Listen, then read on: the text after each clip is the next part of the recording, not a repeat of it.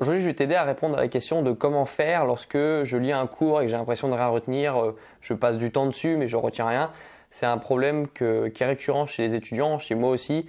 Il y a des cours comme ça, on ne sait pas pourquoi, on passe du temps dessus, on a l'impression de rien retenir. C'est une question qu'on m'a posée hier soir sur Instagram, et donc je pense que ça m'a rappelé en fait à quel point c'est vrai que c'est chiant cette sensation et on ne comprend pas pourquoi. Maintenant, c'est un problème que j'ai assez bien résolu parce que j'ai cherché à comprendre pourquoi ça se passait comme ça.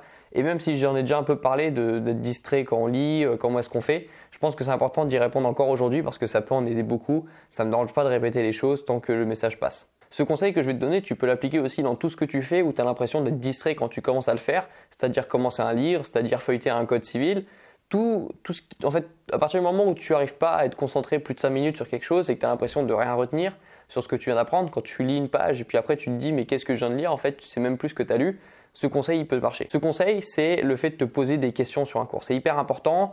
Pourquoi? Parce que ça met en application un principe dont on parle beaucoup sur cette chaîne, c'est le principe de la mémorisation active, de l'active recall, c'est le fait de tester sa mémoire. Pourquoi? Parce que quand tu lis quelque chose, tu ne testes rien. Tu lis quelque chose qui est déjà écrit, on te donne de l'information, mais toi tu la prends sans réellement te poser de questions dessus. Et ça, c'est mauvais signe. Il faut toujours questionner ce que tu lis, il faut toujours questionner ce que tu apprends. Et comment est-ce que tu fais? Je vais te donner la même procédure que j'ai donnée à cette fille qui m'a posé un message. 3 étapes. Tu as 3 étapes simples à respecter et à suivre. C'est celle-ci. Tu prends ton cours, première étape. Tu prends des feuilles blanches, deuxième étape. Et après, tu écris des questions de ton cours sur tes feuilles blanches.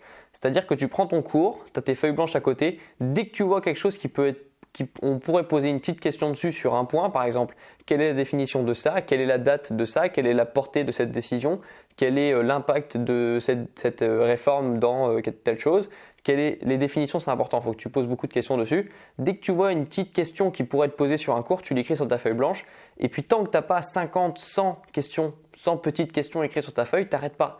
Tu fais des pauses entre deux, mais tant que tu n'as pas des dizaines et des dizaines de questions à te poser, des petites questions, hein, pas des grandes réflexions, des petites questions à te poser sur un cours, tant que tu n'as pas des dizaines et des dizaines, moi je te dis, tant que tu n'en as pas au moins 100, c'est normal de ne pas comprendre le cours parce que tu t'es pas encore assez posé à cette question.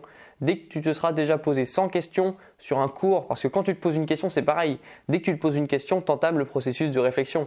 C'est pour ça que c'est tellement important de se poser des questions parce que, en fait, dès que tu te poses la question, c'est comme si tu avais déjà la réponse parce que indirectement, quand tu te poses une question, ton cerveau cherche une réponse. Donc dès que tu te poses une question, ton cerveau va essayer de repenser à ce que tu as lu avant dans ton cours qui pourrait t'aider à répondre à la question. Donc dès que tu te poses une question, c'est tellement important, il faut que tu te poses des questions sur ton cours. Il faut que tu t'en poses des dizaines. Plus tu t'en poses, plus ça va devenir fluide parce qu'on n'aime pas ne pas savoir répondre à des questions. Du coup, on cherche toujours des solutions. Même si tu ne te rends pas compte, ton cerveau cherche des solutions à l'instant où tu écris une question déjà. C'est pour ça que c'est important aussi dans ta vie, quand tu as des grandes questions, des grandes interrogations, qu'est-ce que je vais faire plus tard? Pose-toi, ça c'est un grand principe de développement personnel, pose-toi la question sur une feuille blanche comme ça, même si tu ne sais pas répondre aujourd'hui, pose-toi la question parce qu'à partir du moment où tu te la poses, les réponses vont suivre. Donc comment est-ce que tu fais? C'est très pratique ce que je te dis, tu peux vraiment l'appliquer tout de suite.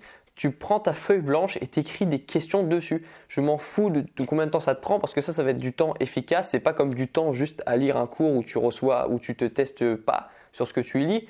Il faut que tu te poses des questions sur ton cours parce que ça va t'obliger à répondre à ces questions et quand tu dois répondre à des questions, il faut que ce soit clair. C'est très difficile de répondre à quelque chose si c'est pas clair pour toi. Alors que c'est très facile de lire quelque chose sans le comprendre. Tout le monde peut le faire, ça, de lire quelque chose sans le comprendre. Alors que répondre à des questions sur quelque chose qu'on ne comprend pas, ça c'est plus difficile. Alors à partir d'aujourd'hui, tu vas te poser des questions sur ton cours et tu vas t'en poser beaucoup pour que ce soit clair. Parce que plus tu te poses de questions, plus c'est clair. Je pense que le principe de cette vidéo il est clair aussi. Je pense que tu as compris l'idée de se poser des questions et j'ai pas besoin d'en parler 5 minutes de plus parce que ton temps est précieux, il faut que tu l'utilises bien.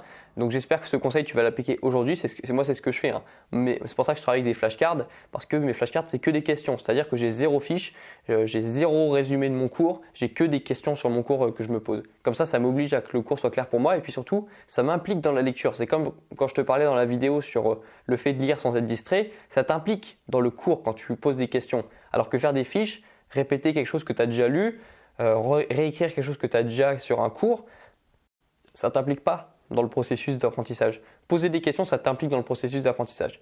Je pense que tu as compris. Moi, je te dis à demain pour une prochaine astuce. Et n'hésite pas à me poser des questions comme l'a fait cette fille sur Instagram parce que moi, ça m'aide aussi à savoir les vrais problèmes auxquels je dois répondre dans ces vidéos.